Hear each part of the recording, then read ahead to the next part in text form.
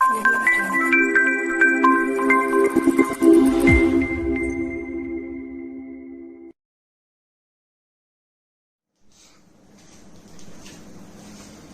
Students, કેમ છો?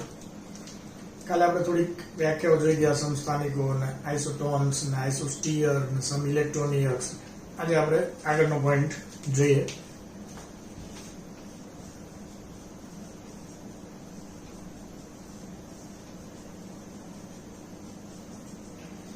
પ્લાન્કનો સિદ્ધાંત.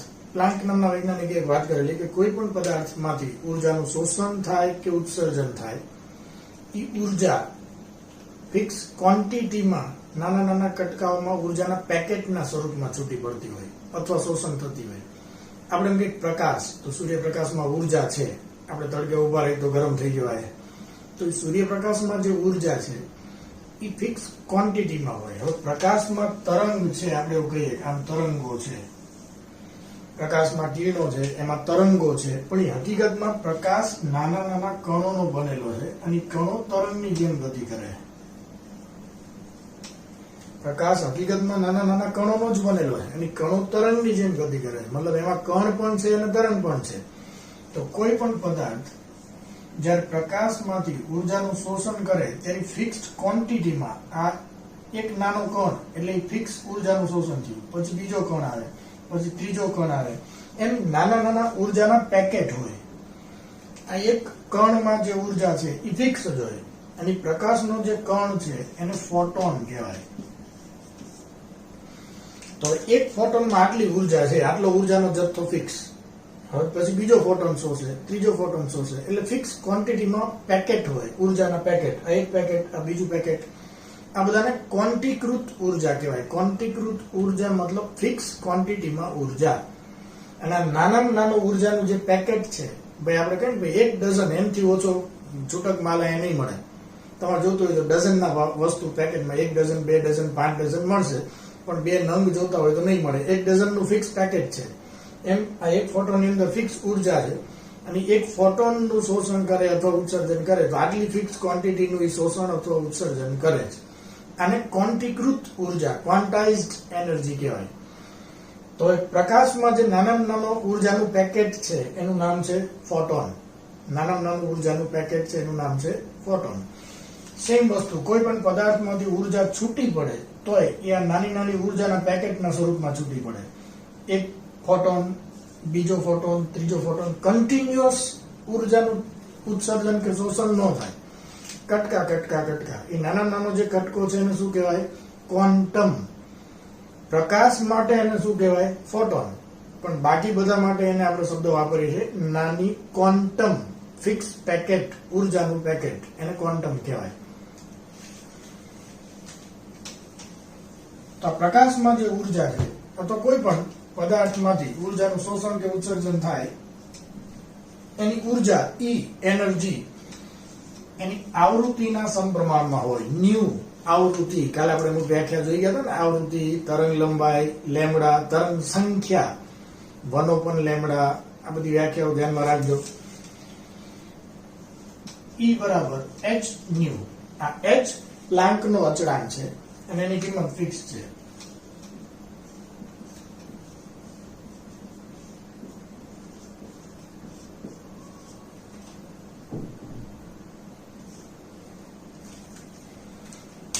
.626 ગુણ્યા 10⁻34 જૂલ ઇન્ટુ સેકન્ડ, અથવા જો -27 લખીએ તો અર્ગ ઇન્ટુ સેકન્ડ.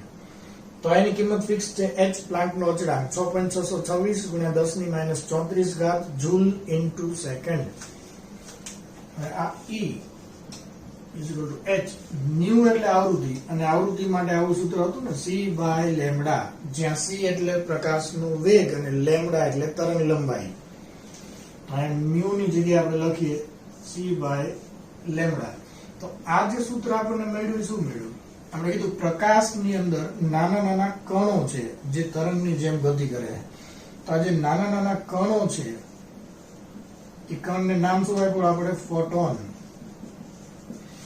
જો પ્રકાશ સિવાય બીજા બધામાં ઉર્જાનું શોષણ ઉત્સર્જન એક સ્વરૂપમાંથી બીજા સ્વરૂપમાં, કોઈ એક પદાર્થ ઉર્જાનું ઉત્સર્જન કરે, કોઈ એક શોષણ કરે, તો એ નાના નાના ફિક્સ ઉર્જાના પેકેટના ફોર્મમાં હોય. અને ઈ પેકેટને આપણે શું શબ્દ વાપરશું? ક્વોન્ટમ. પ્રકાશ માટે ફોટોન, બાકી બધા માટે ક્વોન્ટમ શબ્દ વાપરશું. તો એક ક્વોન્ટમની ઉર્જા માટેનું આ સૂત્ર છે. એક ક્વોન્ટમની ઉર્જા મતલબ એક ફિક્સ પેકેટ અથવા કણની ઉર્જા માટેનું આ સૂત્ર છે. જો ફોટોન હોય તો પ્રકાશ હોય તો ફોટોન, તો એક ફોટોનની ઉર્જા શોધવા માટેનું આ સૂત્ર છે. હવે આપણી પાસે એમ કે ભાઈ આમાંથી કુલ કેટલી ઉર્જાનું શોષણ થશે અથવા ઉત્સર્જન થશે, તો એવા કુલ કેટલા ફોટોન એને લીધા અથવા બહાર કાઢ્યા. પ્રકાશ હોય તો ફોટોન, બીજો કોઈ પણ પદાર્થ હોય તો ક્વોન્ટમ. આ ક્વોન્ટમની સંખ્યા, ફરીથી આ એક ક્વોન્ટમની ઉર્જા શોધવાનું સૂત્ર છે. હવે આપણી પાસે એને જે પદાર્થ છે એને 10 ક્વોન્ટમનું શોષણ કરેલું હોય તો એને આને ગુણ્યા 10 કરો એટલી ઉર્જાનું શોષણ કર્યું કહેવાય. આપણી પાસે કોઈ એક પદાર્થ છે એને આવા 1 2 3 4 5 6 7 8 9 10 15 ફોટોનનું અથવા કણનું શોષણ કરેલું હોય તો આ તો એક કણની ઉર્જા છે. એવા 15 નું શોષણ કરે તો આને ગુણ્યા 15 કરી નાખો, તો કેટલા ક્વોન્ટમ ઉર્જાનું શોષણ અથવા ઉત્સર્જન થાય છે એ સંખ્યા n જો આપણે મૂકી દઈએ તો આખા પદાર્થે ટોટલ કેટલી ઉર્જાનું શોષણ કર્યું એ મળી જાય.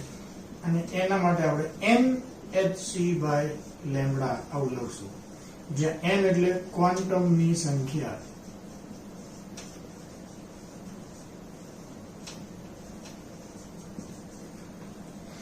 હવે જો કોઈ પ્રકાશ હોય, સૂર્યપ્રકાશ, તો સૂર્યપ્રકાશનો વેગ તો ફિક્સ જ છે, 3 × 10⁸ મીટર પ્રતિ સેકન્ડ. પ્રકાશનો વેગ તો ફિક્સ છે, 3 × 10⁸ મીટર પ્રતિ સેકન્ડ. પ્લાન્કનો અચળાંક ફિક્સ જ છે. તો સૂર્યપ્રકાશ માટે તો આપણને એમ કહી દે કે કોઈ એક પ્રકાશની તરંગ લંબાઈ 5000 એંગસ્ટ્રોમ છે, તો એની ઉર્જા કેટલી? તો આ જ સૂત્ર આપણે મૂકવાનું. એની તરંગ લંબાઈ 5000 એંગસ્ટ્રોમ છે, તો અહીંયા ધ્યાન રાખવાનું પ્રકાશનો વેગ આપણે એમ કે મતલબ મીટરમાં લખવાનો છે. તો આ તરંગ લંબાઈ પણ આપણે મીટરમાં લખવી પડે. આ તો એંગસ્ટ્રોમ છે, તો એંગસ્ટ્રોમ ને મીટરમાં ફેરવવાનું આપણે કીધું હતું ને, એને ગુણ્યા 10⁻10. એક એંગસ્ટ્રોમ બરાબર 10⁻10 મીટર. તો આને 10⁻10 વડે ગુણ નાખો. લેમ્ડા h છે જ, પ્રકાશનો વેગ છે જ, તો ખાલી તરંગ લંબાઈ આપેલી હોય તો આપણને ઉર્જા મળી જાય. તો ગમે ત્યારે એવો ક્વેશ્ચન પૂછે ભાઈ આટલી તરંગ લંબાઈ વાળા પ્રકાશની ઉર્જા કેટલી, તો બસ તરંગ લંબાઈ આપેલો ઉર્જા મળી જાય. તરંગ લંબાઈ વધે તો ઉર્જા ઘટે, વ્યસ્ત પ્રમાણમાં છે ને એકબીજાના. આવૃત્તિ વધે તો ઉર્જા વધે, આવૃત્તિ વધે તો ઉર્જા વધે, પણ તરંગ લંબાઈ વધે તો ઉર્જા ઘટે.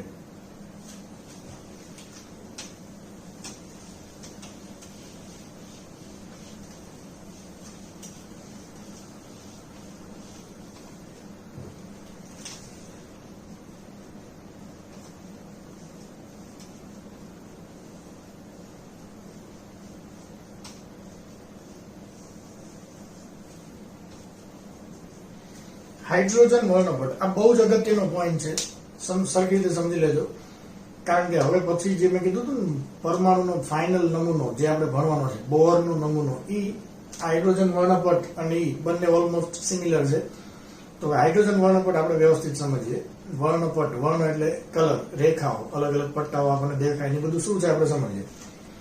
પણ પહેલા આટલું ધ્યાનમાં રાખો કે માની લો કે આ હાઇડ્રોજન પરમાણુ છે, આ પરમાણુ, આ એનું કેન્દ્ર. હવે કેન્દ્રની આજુબાજુ ઇલેક્ટ્રોન જે માર્ગમાં ફરતો હોય, વર્તુળાકાર માર્ગ, એને શું કહેવાય? કક્ષા. તો પરમાણુના કેન્દ્રની આજુબાજુ ઇલેક્ટ્રોન જે વર્તુળાકાર માર્ગમાં ફરે છે એને કક્ષા કહેવાય. કક્ષાઓ ઘણી બધી હોય, પહેલી કક્ષા, બીજી કક્ષા, ત્રીજી કક્ષા, ઘણી બધી કક્ષાઓ હોય. તો અહીંયા આપણે આમ દોરીએ, માનો કે પહેલી કક્ષા,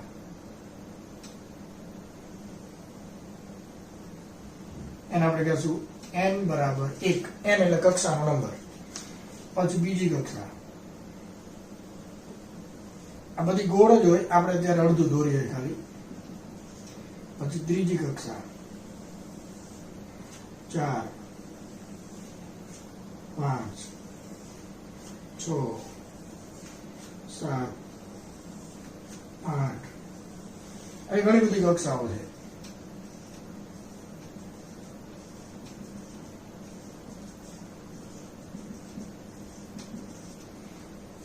આ બધી કક્ષાઓ જે કેન્દ્રની આજુબાજુ હોય એને સંજ્ઞાઓ પણ આપેલી છે. પહેલી કક્ષા કે એલ એમ એન ઓ પી ક્યુ આર કન્ટિન્યુ બજાયેલું જાય.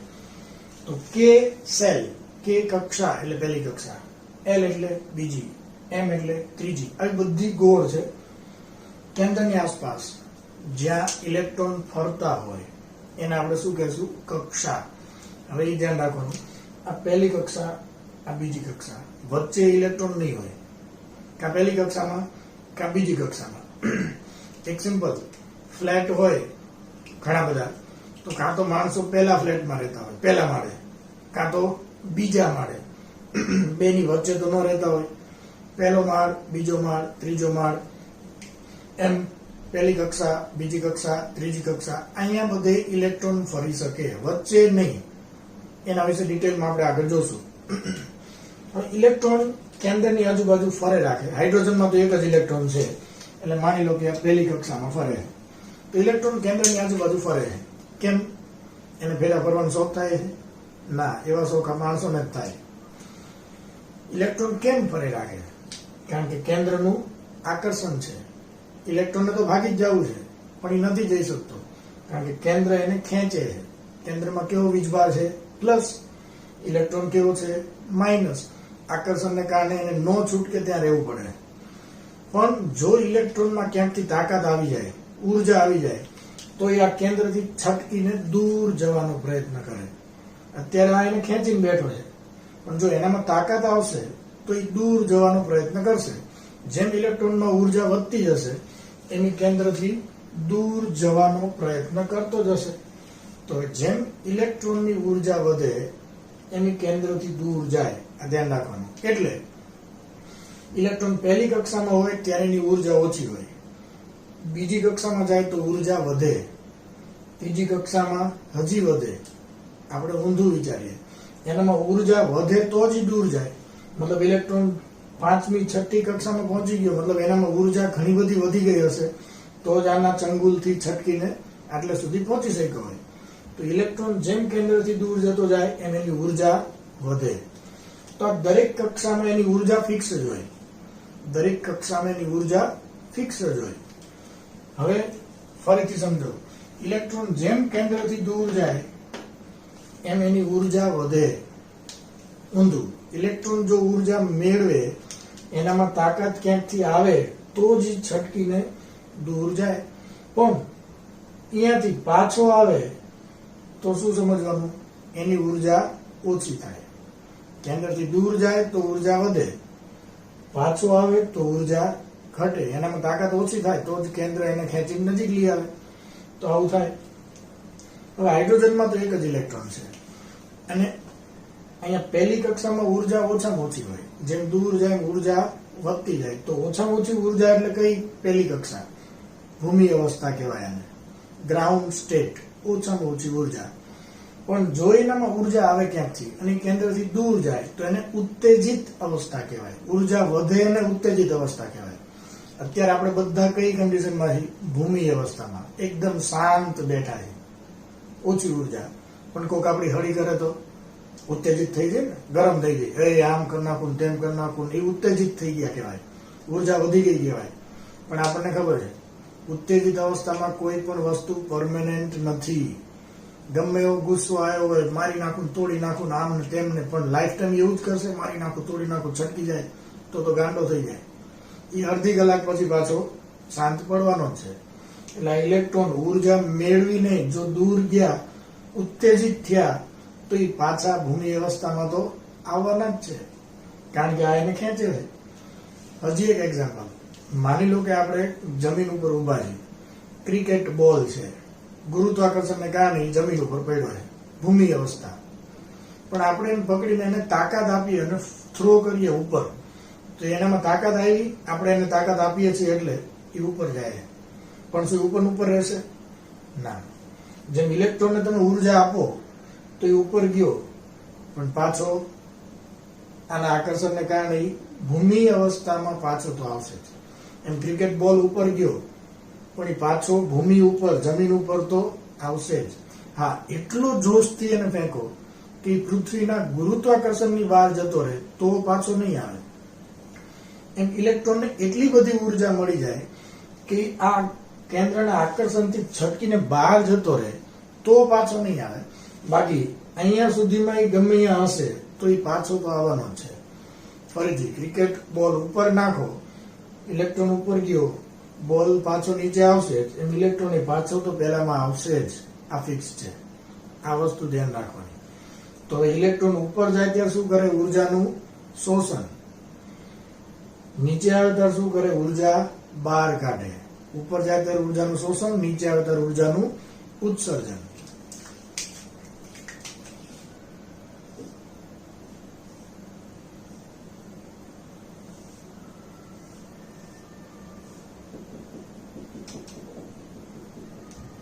આપણે એક વિદ્યુત ડિસ્ચાર્જ ટ્યુબ આને કહેવાય, કારણ કે આમાં આપણે વિદ્યુત પ્રવાહ પસાર કરીને એને ચાર્જ આપવાનો છે. વિદ્યુત ડિસ્ચાર્જ ટ્યુબ, એમાં હાઇડ્રોજન વાયુ ભરેલો છે. આને આપણે બેટરી સાથે જોડીએ અને હાઈ વોલ્ટેજ કરંટ એને આપણે આપીએ, વિદ્યુત પ્રવાહ પસાર કરીએ, બહુ જ ઊંચા વોલ્ટેજ આપીએ. ઊંચા વોલ્ટેજ આપવાથી શું થશે? તો કે આ હાઇડ્રોજનમાં, અહીંયા આપણે એક હાઇડ્રોજન દોરેલો છે પણ આમાં તો કરોડો અને અરબોની સંખ્યામાં હાઇડ્રોજન હશે. કેટલા બધા હાઇડ્રોજન હશે? તો હવે આ એક હાઇડ્રોજન, બીજો, ત્રીજો, ચોથો, કરોડો છે. એમાં અમુકમાં શું થશે કે આ ઇલેક્ટ્રોન આપણે આ વિદ્યુત ઉર્જા આપીએ એટલે ઇલેક્ટ્રોનને ઉર્જા મળે, ઇલેક્ટ્રોન પહેલામાંથી બીજામાં જાય. અમુકમાં, આમાં કરોડો હાઇડ્રોજન છે, 2-5 હજાર હાઇડ્રોજનમાં એવું બનશે કે ઇલેક્ટ્રોન પહેલી કક્ષામાંથી બીજી કક્ષામાં જાય, ઉત્તેજિત અવસ્થામાં ગયો. ઉર્જા વધે એટલે આપણે શું કીધું? ઉત્તેજિત. હવે આમાં કરોડો હાઇડ્રોજનમાંથી 2-5 લાખ એવા હશે કે જેને ઇલેક્ટ્રિસિટીનો ઝાટકો વધારે વાગી ગયો હશે તો ઇલેક્ટ્રોન પહેલામાંથી ત્રીજામાં જાય. અમુકમાં ચોથામાં ગયા હશે, અમુક 5, 6, 7, 8. અમુક હાઇડ્રોજન એવા હશે જેને વધારે ઝાટકો વાગી ગયો હોય ઇલેક્ટ્રોન હાવ છટકીને બહાર જતો રહે, એવું બની શકે. પણ આપણે બહાર જતા રહીએ એની અત્યારે ચર્ચા કરવી નથી. તો અહીંયા ઇલેક્ટ્રોન અલગ અલગ કક્ષામાં જઈ શકે, કૂદકો મારીને અલગ અલગ જગ્યાએ જાય.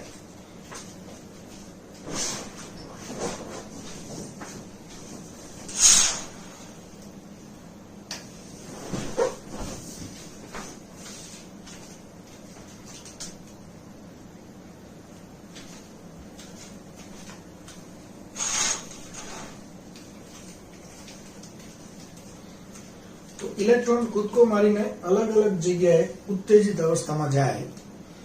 હવે આપણે હમણાં કીધું ક્રિકેટ બોલને આપણે તાકાત કરીએ તો ઉપર તો જાય પણ પછી નીચે ભૂમિ અવસ્થામાં પાછા આવવાના જ છે. એમ આ ઇલેક્ટ્રોન પહેલામાંથી બીજા, ત્રીજા, ચોથા, પાંચમાં ગમે ત્યાં ગયો, આના આકર્ષણને કારણે એ પાછો નીચે આવવાનો જ છે. ઇલેક્ટ્રોન ઉપર કેમ ગયો? તો કે આપણે અહીંથી વિદ્યુત પ્રવાહ પસાર કરીએ એટલે એમાંથી એને ઉર્જા આપીએ. આપણે ઇલેક્ટ્રિસિટીના ઝાટકા મારીએ તો આપણને ઉત્તેજિત થઈ જાય, તો ઇલેક્ટ્રોન તો ઉત્તેજિત થાય જ, ઉપર જાય જ. પણ એ ત્યાં સ્ટેબલ નથી, પાછો ભૂમિ અવસ્થામાં આવવાનો છે એ નક્કી. હવે ધ્યાનથી સમજો, જતી વખતે ઇલેક્ટ્રોન ઉપર કેમ ગયો? તો કે એને ઉર્જાનું શોષણ કર્યું, એની ઉર્જામાં વધારો થયો એટલે કેન્દ્રથી દૂર જાય છે. પણ અહીંયાથી પાછો નીચે આવશે ત્યારે શું કરશે? ઉર્જા ઉત્સર્જિત કરશે, ઉર્જા બહાર કાઢશે. તો એને ઉર્જા બહાર કાઢવી પડે. જ્યારે નીચે આવશે ત્યારે ઉર્જા બહાર નીકળશે. આ ફાઇનલ વસ્તુ ધ્યાનમાં રાખવાની. તો હવે ઇલેક્ટ્રોન અમુકમાં બીજા, ત્રીજા, ચોથા બધામાં ગયા હતા. હવે માન લો કે બીજી કક્ષામાંથી પહેલી કક્ષામાં પાછો આવે ત્યારે એ શું કરે? ઉર્જા બહાર કાઢશે. તો ઉર્જા જે આમાંથી બહાર નીકળશે એ આપણે એક પ્રિઝમ માંથી પાસ કરીએ એટલે એની આવૃત્તિ પ્રમાણે પ્રિઝમ માંથી અલગ અલગ દિશામાં વહેંચાય. અને પાછળ આપણે એક ફોટોગ્રાફિક પ્લેટ રાખવાની, એના ઉપર આ કિરણ આપણને દેખાય. આપણે ફિઝિક્સમાં સાધન આવશે, તમે જોશો એવું એક સાધન આવે, એમાં આપણે આ જોવાનું એટલે આપણને એક લીટું દેખાય. એક લીટું દેખાય આપણને. હવે આમાં અમુક હાઇડ્રોજન એવા હતા કે જેમાં ઇલેક્ટ્રોન પહેલામાંથી બીજામાં નહીં ત્રીજામાં ગયા હતા. એ ત્રીજામાં જે ગયા હતા એ પહેલામાં પાછા આવવાના. પહેલામાં તો બધા પાછા આવવાના જ. તમે ક્રિકેટ બોલ ને ઉપર નાખ્યા છે બધા જમીન ઉપર તો આવવાના જ. પણ બીજામાંથી પહેલામાં આવે એના કરતા ત્રીજામાંથી પહેલામાં આવે તો આ બે વચ્ચે ઉર્જાનો તફાવત વધારે હોય. તો ત્રીજામાંથી પહેલામાં આવે એ વધારે ઉર્જા બહાર કાઢે. હવે વધારે ઉર્જા બહાર કાઢે તો એ ઉર્જા પાછી એમાંથી બહાર નીકળે. ઉર્જા વધુ હોય તો પ્રિઝમમાંથી પાસ થાય ત્યારે એનું વિચલન ઓછું થાય. આ આટલું બધું ગયું, ઓલું થોડું ઓછું વિચલન થશે. બાજુમાં બીજી એક લીટી દેખાડે. અમુકમાં ચોથામાંથી પહેલામાં આવે. અમુક હાઇડ્રોજન એવા હતા કે જેને આપણે વિદ્યુતપ્રવાહ પાસ કર્યો એટલે ઇલેક્ટ્રોન ચોથામાં ગયા હતા. હવે એ પાછા પહેલામાં તો આવવાના જ છે. તો ચોથામાંથી ઠેઠ પહેલામાં આવશે તો એના કરતા વધુ ઉર્જા બહાર કાઢશે. તો પાછી અહીંથી ઉર્જા બહાર નીકળે, પ્રિઝમમાંથી પાછું અહીંયા આવશે ને એક લીટું બતાવશે. એમ પાંચમામાંથી છઠ્ઠામાંથી ગમે અહીંયાથી પહેલામાં પાછા આવે એટલે આપણને અલગ અલગ લીટાઓ દેખાય.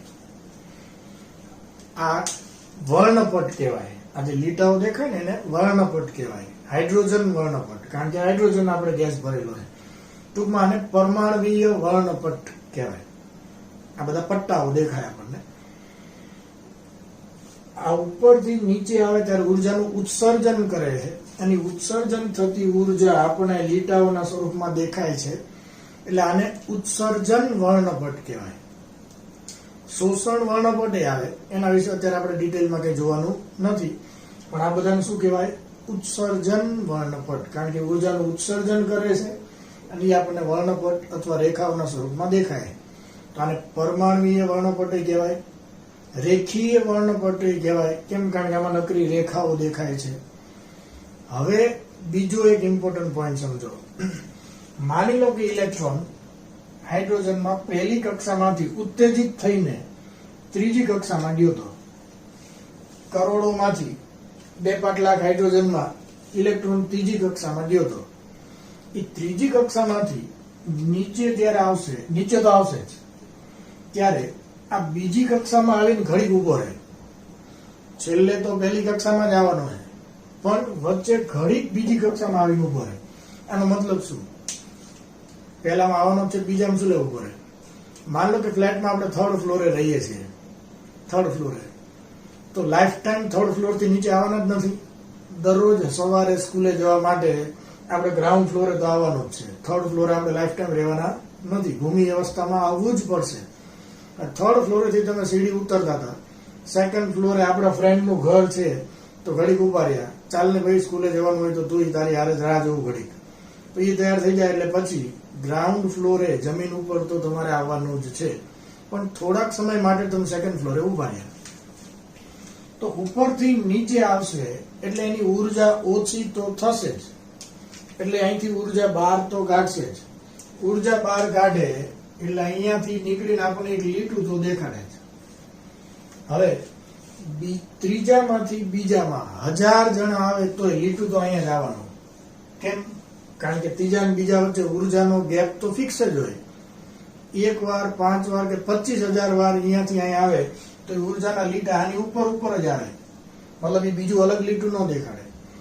અહીંયા અલગ અલગ લીટા કેમ આવ્યા? તો કે પહેલા કરતા બીજાની ઉર્જા વધારે છે, એના કરતા ત્રીજા લીટાની ઉર્જા વધારે છે. ઉર્જા અલગ અલગ હોય તો લીટા અલગ અલગ હોય. પણ બીજામાંથી પહેલામાં 25,000 અલગ અલગ પરમાણુમાં ઇલેક્ટ્રોન આવે તો એ લીટું તો આની ઉપર જ દેખાડે. એ અલગ લીટું ન આવે. હવે અમુકમાં ચોથી કક્ષામાં ઇલેક્ટ્રોન ગયા હતા, એ માની લો કે બીજી કક્ષામાં આવીને ઘડીક ઉભા રહે. ચોથા માળવાળો 2nd ફ્લોરે આવીને ઘડીક ઉભો રહ્યો, લે તું અહીંયા ઉભો છું, હાલ હું તારી રાહ જોઉં. પછી પેલા નીચે તો આવવાના જ છે, પણ ચોથામાંથી બીજામાં આવીને ઘડીક ઉભા રહે તો ઉપરથી નીચે આવે એટલે ઉર્જા બહાર કાઢશે. અહીંયા બીજું લીટું દેખાડે. એમ પાંચમામાંથી બીજામાં આવીને ઉભા રહે, છઠ્ઠામાંથી બીજામાં આવીને, ગમે ત્યાંથી ક્યાં આવીને ઉભા રહ્યા? બીજામાં. તો એ બધા એક એક લીટા બહાર કાઢવાના, કારણ કે ઉપરથી નીચે આવે એટલે ઉર્જાનું ઉત્સર્જન થાય. ઉત્સર્જન થાય એટલે આમાંથી, આ બધા હાઇડ્રોજન છે, આમાંથી ઉર્જા બહાર નીકળે, પ્રિઝમમાંથી પાસ થઈને આપણને લીટાઓ દેખાડે. તો આવી આપણને શ્રેણી મળે. આમાં લો કે પહેલી શ્રેણી, આખી લીટાઓની એક શ્રેણી બનશે. આ બીજી શ્રેણી. હવે ક્યારેક એવું બને કે અમુકમાં ચોથામાં ગયા હતા એ ત્રીજામાં આવીને ઘડીક ઉભા રહે, પછી ભલે ને ત્યાંથી બીજામાં પહેલામાં જતા રહે, બધા છેવટે તો પહેલામાં જ આવવાના. હવે ચોથામાંથી ત્રીજામાં આવે તો પાછું એક લીટું દેખાડે, પાંચમામાંથી ત્રીજામાં આવે તો પાછું એક લીટું, ઉપરથી નીચે આવે એટલે ઉર્જા બહાર કાઢે, ઉર્જા બહાર કાઢે એટલે વર્ણપટમાં આપણને દેખાય. છઠ્ઠામાંથી ત્રીજામાં, સાતમામાંથી ત્રીજામાં, ગમે ત્યાંથી ક્યાં આવે ત્રીજામાં, તો એ બધા એક એક લીટી આપણને દેખાડે. તો આ ત્રીજી શ્રેણી. આવું નવું પાંચમામાંથી ઘડીક ચોથામાં આવીને ઉભો રહે, છઠ્ઠામાંથી ચોથામાં, સાતમામાંથી ચોથામાં, તો પાછા બધા લીટા દેખાડે. આ ચોથી શ્રેણી. હવે પાંચમામાં આવે, છઠ્ઠામાંથી, સાતમામાંથી, આઠમામાંથી, તો પાછા નકરા લીટાઓની શ્રેણી મળે.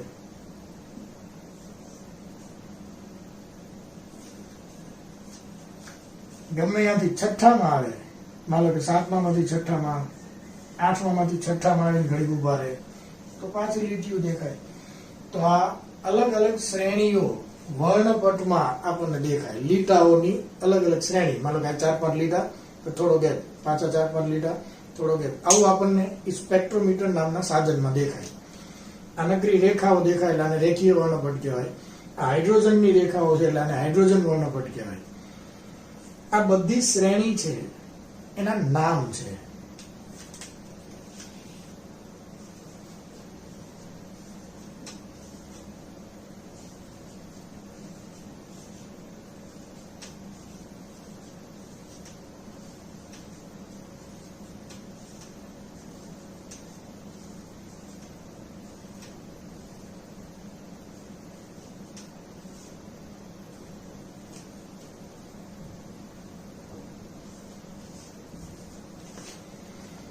લાયમેન, બામર, પાસ્ચન, બ્રેકેટ, ફુંડ અને હમ્ફ્રી, આવા નામ છે. તો પહેલી શ્રેણી એટલે લાયમેન. આ લાઈન સર જ યાદ રાખવાની. આ પહેલી રેખાઓની જે શ્રેણી છે એ લાયમેન શ્રેણી છે. કેમ? કારણ કે લાયમેન નામના વૈજ્ઞાનિકે ગોતેલી છે. જે શ્રેણી જે વૈજ્ઞાનિકે ગોતેલી પ્રમાણે નામ આપેલા છે. તો પહેલી શ્રેણીનો મતલબ શું? ઇલેક્ટ્રોન ગમે અહીંયા ગયા હોય, આવે ક્યાં? પહેલામાં, તો એ પહેલી શ્રેણી. બીજી શ્રેણીનો મતલબ શું? ઇલેક્ટ્રોન ગમે ત્યાં ગયા હોય, ત્રીજામાંથી બીજામાં, ચોથામાંથી બીજામાં, ગમે ત્યાંથી બીજી કક્ષામાં આવે તો એ બીજી શ્રેણી. કઈ?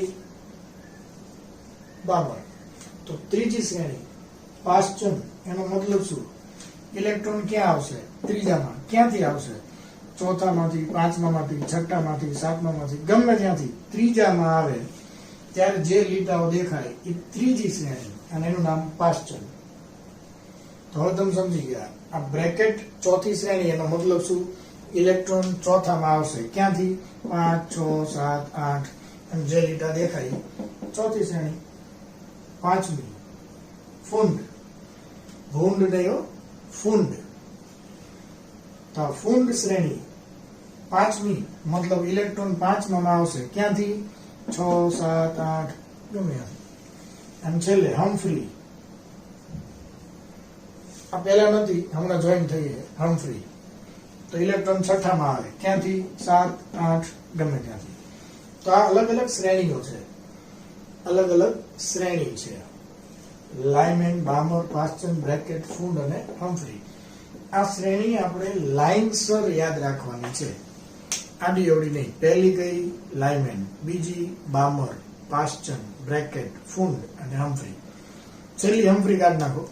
બાકીના માટે એક સૂત્ર છે, લાય બાપા બ્રેકફાસ્ટ. આવું ઘરે બોલતા નહીં હોય ને તો બાપા એક બ્રેકફાસ્ટમાં આપશે. લાય બાપા બ્રેકફાસ્ટ મતલબ લાય એટલે લાયમેન, બા એટલે બામર, પા એટલે પાસ્ચન, લાય બાપા, બ્રેક એટલે બ્રેકેટ અને ફાસ્ટ નું આપણે ફૂંડ કરી નાખવાનું. લાય બાપા બ્રેકફાસ્ટ, ફાસ્ટ નું આપણે શું કરી નાખવાનું? ફૂંડ. તો લાયમેન, બામર, પાસ્ચન, બ્રેકેટ, ફુંડ. છેલ્લી હમ્ફ્રી યાદ રાખી લેવાનું. તો આ શ્રેણી લાઇનસર યાદ રાખવી જરૂરી છે. સૂત્ર શું? લાય બાપા બ્રેકફાસ્ટ. પણ ઘરે બોલતા નહીં, મનમાં જ બોલજો. તો આટલું આ હાઇડ્રોજન વર્ણપટ છે. આ કઈ રીતે થાય છે, શું છે, એ બધું આપણે સમજ્યા. ફરીથી કહું છું, ઇલેક્ટ્રોન ઓછામાં ઓછી ઉર્જાવાળી કક્ષકમાં હોય એને ભૂમિ અવસ્થા કહેવાય, અને ભૂમિ અવસ્થામાં જ ઈ સ્ટેબલ હોય. ઉત્તેજિત અવસ્થા મતલબ ઉર્જા વધે એની ઉપર જાય, એ અવસ્થામાં કોઈ પણ અણુ પરમાણુ ક્યારેય સ્ટેબલ ન હોય. આપણે શાંતિથી અત્યારે બેઠા છીએ તો સ્ટેબલ છીએ. કોઈક આપણી સડી કરે ને ઉત્તેજિત થઈ જઈએ, આખો લાલ ઘૂમ ને હાથમાં તલવાર ને મારી નાખું કાપી નાખું, એ ઉત્તેજિત અવસ્થા. પણ એની અવસ્થામાં પરમેનન્ટ આપણે રહેવાના છીએ, પરમેનન્ટ સ્ટેબલ રહેવાના છીએ ના. અડધી કલાક પછી તો આપણે પાછા ભૂમિ અવસ્થામાં આવશું જ. તો વધારે સ્થાયી ક્યાં હોય કોઈ પણ અણુ પરમાણુ કે આયન? ભૂમિ અવસ્થામાં. ભૂમિ અવસ્થા મતલબ શું? જ્યાં ઉર્જા ઓછી હોય ત્યાં સ્થિરતા વધારે હોય, ઉર્જા વધી જાય ત્યાં સ્થિરતા ઓછી હોય. આ બે વ્યસ્ત પ્રમાણમાં હોય. હંમેશા યાદ રાખજો, ઉર્જા વધુ તો સ્થિરતા ઓછી. કોઈ પણ અણુ પરમાણુ આયન વધારે સ્થાયી ક્યારે? જ્યારે ઉર્જા ઓછી. ઉર્જા ઓછી, સ્થિરતા વધારે.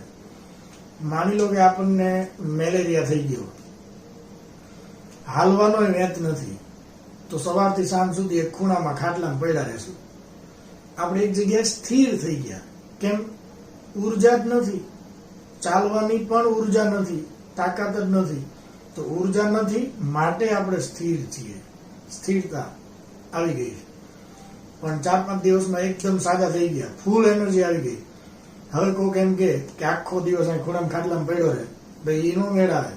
આપણે પડ્યા રહેશું ના. હવે તો કોઈક ફ્રેન્ડ પૂછે કે માસી કઈ ગયો? ખબર નહીં, સવારનો ગયો એ રખડવા, હજી આવ્યો નથી. કેમ? ઉર્જા વધી ગઈ ને. ગામમાં ઉર્જા દેખાડો તો જખડવું પડે, ઉર્જા વધે તો રખડપટ્ટી વધે, સ્થિરતા ઘટી જાય. તો જેમ ઇલેક્ટ્રોન દૂર જાય એમ ઉર્જા વધે, પણ ઉર્જા વધે એમાં સ્ટેબલ નથી. સ્ટેબલ તો ક્યાં છે? જેની ઉર્જા ઓછામાં ઓછી હોય ત્યાં જ. ક્રિકેટ બોલ, અત્યારે ઉર્જા ઓછી, તમે એને ઉર્જા આપીને ઉપર ફેંકો, એની ઉર્જા વધી ગઈ એટલે ઉપર ગયો, પણ અહીંયા સ્ટેબલ નથી. પાછો ક્યાં આવવાનો? ભૂમિ અવસ્થામાં. અહીંયા જ પરમેનન્ટ પડ્યો રહેશે. ઉપર ગયો ને હવામાં ચોંટી નહીં રહે, ત્યાં સ્ટેબલ નથી, સ્ટેબલ નીચે જ છે. તો આટલી બેઝિક વસ્તુ ધ્યાનમાં રાખો. હાઇડ્રોજન વર્ણપટ અને ખાસ કરીને આ લોજિક બહુ ઇમ્પોર્ટન્ટ છે. વ્યવસ્થિત સમજજો, ક્યાં ન સમજાય તો પૂછજો. Okay, by.